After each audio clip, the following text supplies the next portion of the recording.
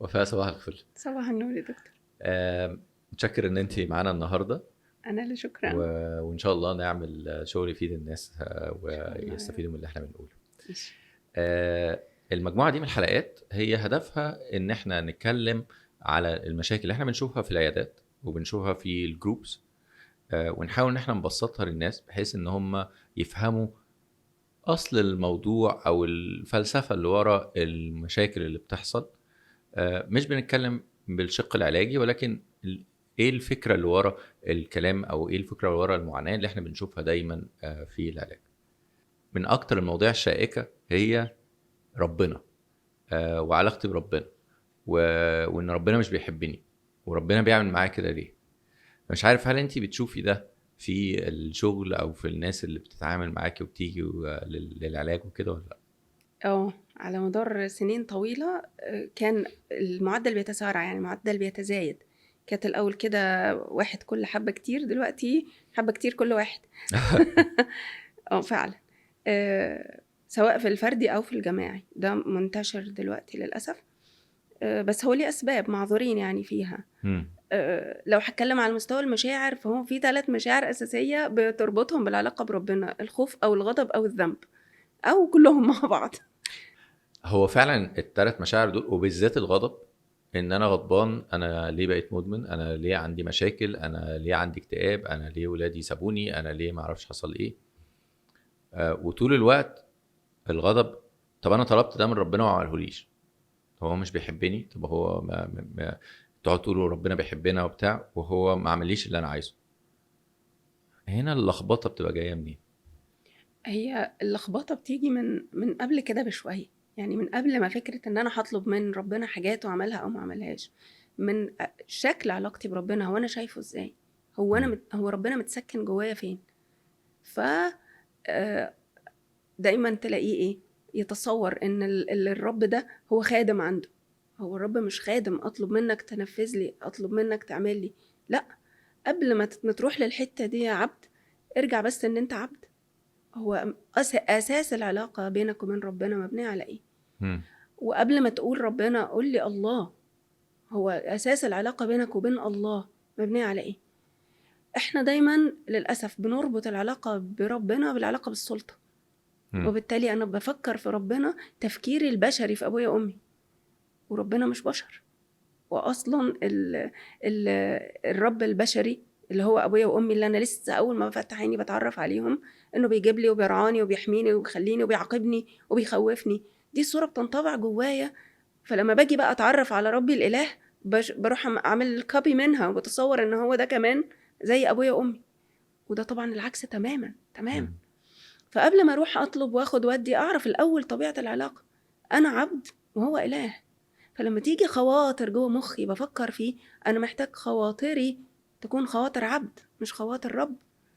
ولما بفكر فيه أفكر فيه كإله مش كبشر زيي. بس هو إله مطلق القوة وكده، فلو أنا احتجت حاجة ما بيعملها ليش ليه؟ هو مطلق القوة بس كمان مطلق المعرفة يا فندم. فهو احنا عايزينه طالما هو مطلق القوة يبقى حاشا لله يعني يبقى خادم عندي. ربنا مش خادم عندي، أنا اللي عبد. وحتى وهو كمان طبعا غني، فلما بيطلب مني حاجة أو بيأمرني بحاجة ما بتبقاش ليه. احنا دايما متصورين، انا دايما يجي لي في العياده انا صليت ودعيت وعملت كل اللي هو عايزه، ما اداليش ليه بقى اللي انا عايزه؟ اولا ربنا ما بيعوز منك حاجه، الله لا يعوز. فانت صليت ودعيت لنفسك. طيب انت عارف نفسك؟ ده انت 90% تقريبا من الحاجات اللي انت بتطلبها انت مش عارف دي خير ولا شر. انت بتبقى عايزها، مش عارف انت محتاجها ولا لا. كويس. فانا مش عارف، انا ممكن اللخبطه بين العوزان والاحتياج دي ممكن هنعملها حلقه بعد كده.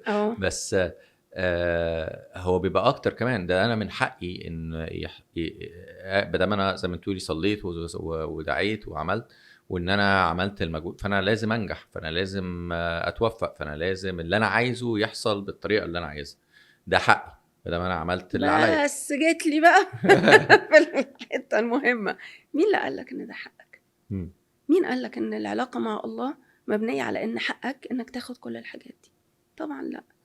هو الاله لما خلقك اداك 5 حقوق، انت وغيرك، انت واي كائن على وجه الارض. أخد ال5 حقوق دول. خلاص، أتحداك لو في كائن على وجه الأرض عايش وحي وما خدش ال5 حقوق بتوعه دول. ولأن الله عدل فهو عدل بيننا كلنا في ال5 حقوق.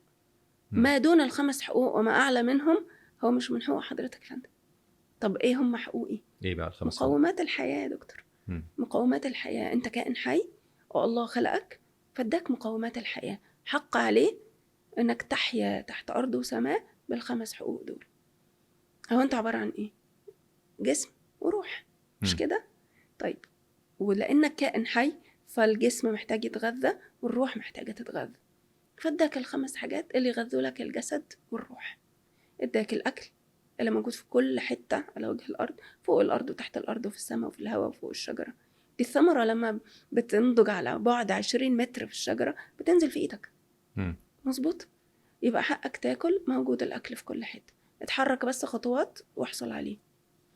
طب أنا مش قادر أتحرك لأني عاجز، لأني رضيع، هيجي لك لحد عندك من حضن أمك. طيب إيه تاني؟ المية. المية موجودة فين في الأرض؟ في كل حتة، احنا تلتين الأرض مية، اتحرك خطوتين أقل هتلاقي المية. إيه تاني؟ الهوا. لا بقى أنا مقدرش أتحرك وأروح أجيب الهوا، انت عايش جوه غلاف جوي. جوه غلاف جوي الهوا متوفر في كل حتة، مفيش فراغ في الكون، كل حاجة فاضية جواها هوا. فالنفس المجاني ده سر من أسرار حياتك. إيه تاني؟ يبقى أنا باكل وبشرب، محتاج أرتاح، مش أنا بتحرك فمحتاج أرتاح. النوم، مفيش حد ما بينامش، مفيش حد ما بينامش. ده اللي عنده إنسومنيا بيغمى عليه، بيسرح، بينام، بيفصل، مستحيل حد ما بينامش. طب أصل أنا ما بنامش كويس، ما هي كلمة كويس دي مش من ضمن الحقوق يا فندم. أنا مش باكل أكل حلو، جودة الأكل مش من ضمن الحقوق. أنا مش مرتاح، الراحة مش من ضمن الحقوق. فبتاكل وبتشرب وبتنام، فاضل إيه؟ وبتتنفس، فاضل إيه؟ فاضل احتياج الروح، الحيز اللي هي إيه؟ الحيز المكاني، المربع اللي حضرتك واقف فيه محدش واقف فيه، وما ينفعش حد يقف فيه، ولا إنس ولا جن، وبالتالي ما فيش حد ملوش حيز في الأرض. لا ده أنا هخبيك في أوضة وأحبسك، ما أنت بنيلي الأوضة ما حيز أهي. فمستحيل حد ملوش حيز، مفيش حد بيطير كده في الفضاء. طيب بس في ناس بتموت من المجاعة وناس بتموت من العطش وناس أديك قلتها حضرتك، بتموت. ما ينفعش تعيش جعانة وعطشانة، ما ينفعش. الإله لو حد مات من الجوع يبقى ده معناه إنه ما أخدش حقه على الأرض؟ لا، هو مش ده المعنى، الناس بتفسر إن ده المعنى. هو لو حد مات من الجوع معناها إن الإله لا يسمح إن بني آدم تحت أرض وسماء يحيا بدون حقوق، فبياخدوا لجواره، لا يسمح. هو المجاعة دي ربنا اللي عاملها، مش ربنا اللي عاملها، إحنا فلسفتنا مع بعض اللي عاملينها. ففكرة إن أنا مت من الجوع ده معناه إن الإله لم يسمح إني أعيش في أرضه مش واخد حقوقي.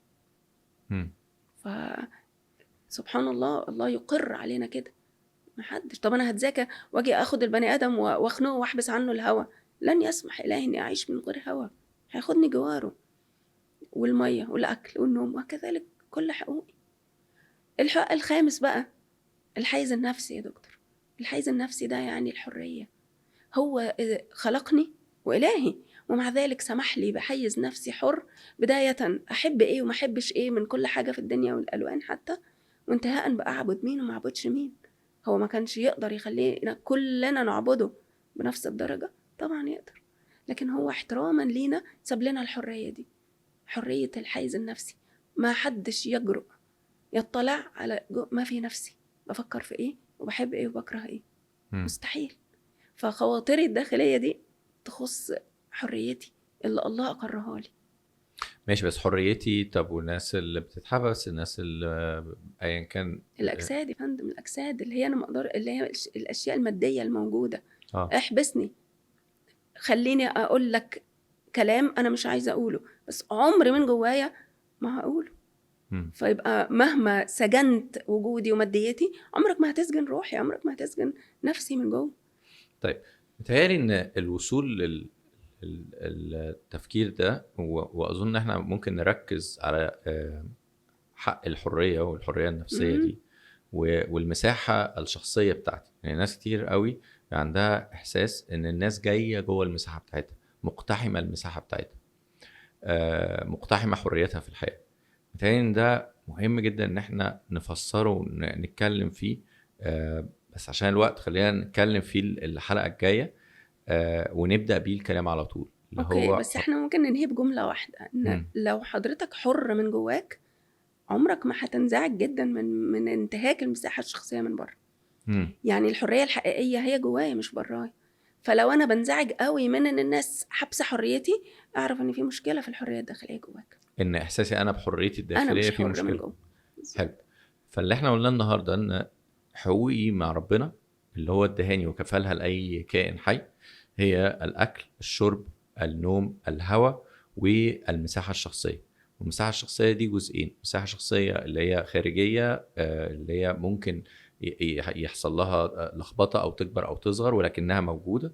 ولكن المساحه اللي انا متحكم فيها 100% هي المساحه الداخليه من افكار وخواطر وتمنيات اللي صعب جدا ان اي حد يدخل فيها. وان مستحيل. لو انا حسيت انها الحته دي مقتحمه من الاخر، فهي بسبب مشكله عندي هي اللي دخلت الاخر جوايا او خلتني احس ان الحريه دي مش موجوده. بالظبط كده. وده اللي نبدا مظبوط. بيه المره الجايه ان شاء الله. ان شاء الله. شكرا. شكرا جزيلا.